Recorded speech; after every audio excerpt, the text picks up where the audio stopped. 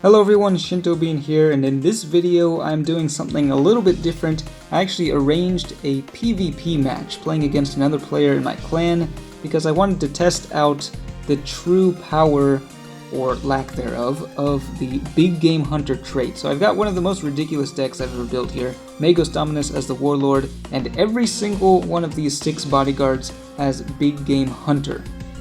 And I asked my opponent to prepare a deck using only bodyguards that cost 40 or more points, all of which are the target of Big Game Hunters. So I want you to throw down your bets now. Which one's going to win? The Big Game Hunters or the Big Game Hunted? Now let's take a closer look at each of these bodyguards in detail. First up is the legendary Eisenhorn, who is at max level, his all 3 attack types, and he deals an additional 75% damage with this Big Game Hunter. Next up, we've got the Warglaive. This thing has a pretty powerful melee attack, and it's got its trait at the 3rd tier, so it deals an additional 60% of its damage to targets that are 40 or more cost. Next up, we have Curtis Hicks. Now, he doesn't have very much health, but he can pack a pretty good punch with this melee attack. He deals an additional 45% damage at this level. And then the Cataphren Breacher, this is one of the weaker cards, and it's only at level 5, so it only does an additional 30% of its damage with the Big Game Hunter as the 1st tier. Kyria Draxus, I do have enough copies to level her up, but choosing not to for this match. 45% damage on that trait. And then finally, we've got Melindi, the Calidus Assassin, who has a stronger melee attack and, again, 45% additional damage with the Big Game Hunter. So every single one of these bodyguards is going to be dealing a lot of extra damage to every single one of the enemy bodyguards. Now, one thing to note is that my opponent is running some pretty high level cards, and some of these Big Game Hunters I have at a lower level, so it's not the most fair matchup, but still I think that having all these Big Game Hunters should give me a pretty significant advantage. My opponent is running Gloggothrox the Foul with only 4 bodyguards, so I'm choosing to deploy Eisenhorn first. He's definitely one of the stronger cards, able to deal a lot more damage than normal against any one of the enemies. Now on the first turn, my opponent chooses to deploy the Demon Prince. This guy has Fear, and so Fear greatly reduces the incoming damage, so that actually is a pretty good counter to the Big Game Hunter here. They kind of cancel each other out with the damage. I'm deploying the Calidus Assassin next on the left-hand side, and my opponent is choosing to deploy Harken World Claimer. That's another card that is over 40 points with Fear. Both of those have a pretty strong melee attack as well. And I'm deploying the Warglaive across from World Claimer. So again, Warglaive is also getting its damage reduced from the Fear. There are the stats on the Demon Prince at level 9, and then Harken World Claimer at level 6. And then finally, the Hellbrute is the last one at level 9, a very powerful Berserker. And I have the initiative, so I'm going to be taking the first turn here. Just go for a Psychic attack. So Eisenhorn's 8 damage increased to 14, and debuffing the enemy melee attack. Now, neither of us really want to go melee against each other. Most of the units on the field have a stronger melee attack. So my opponent chooses Psychic and debuffing my ranged attack.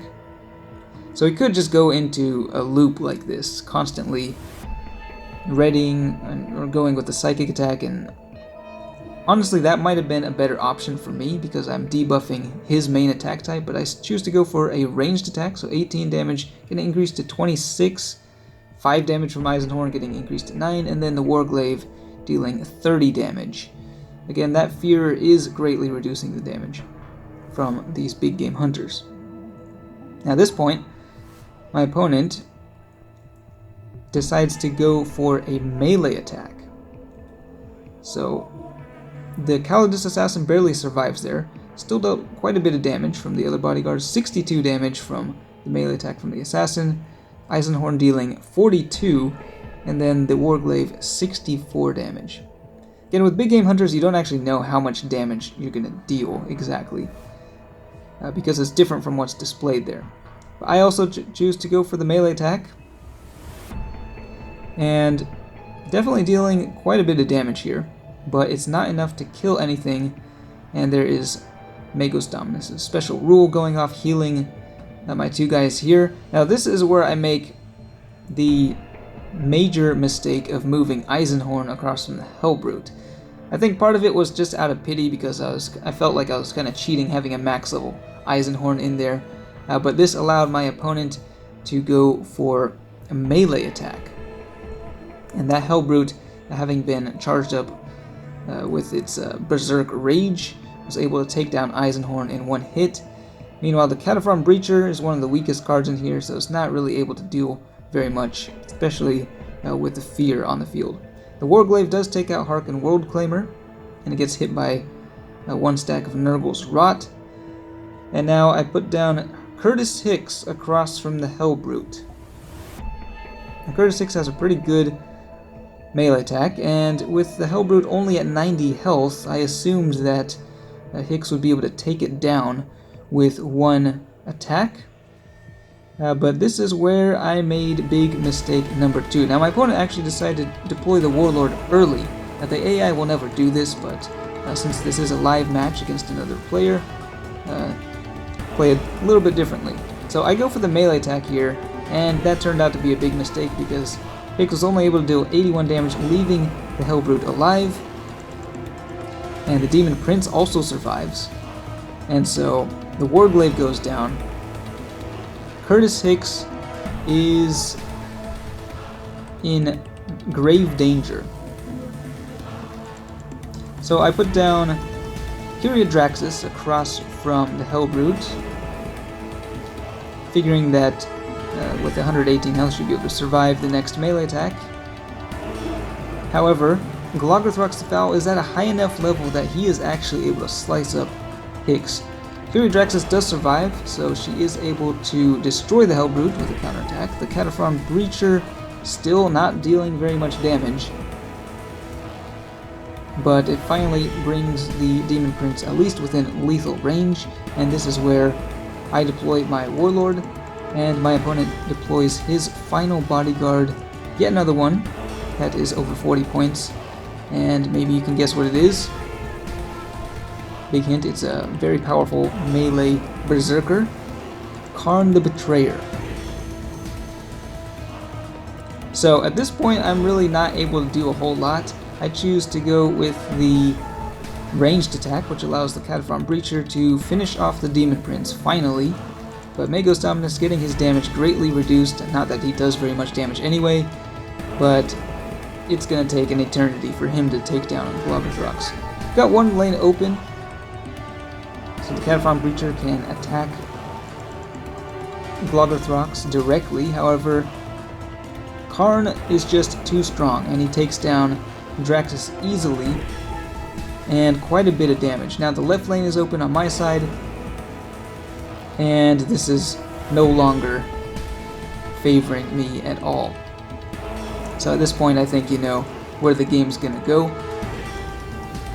So I sit here debating which attack type to use, whether to go ranged or melee. I mean, obviously melee is the wrong option, because the enemy actually has enough damage to destroy Magos Dominus with one swift melee attack. So I end up going with the ranged attack, and no matter what I went with, they could have just won with the melee attack next turn. So at this point it was game over. Now, this wasn't exactly a fair fight. I also did make a few major mistakes in here, so I don't know if this actually proves anything.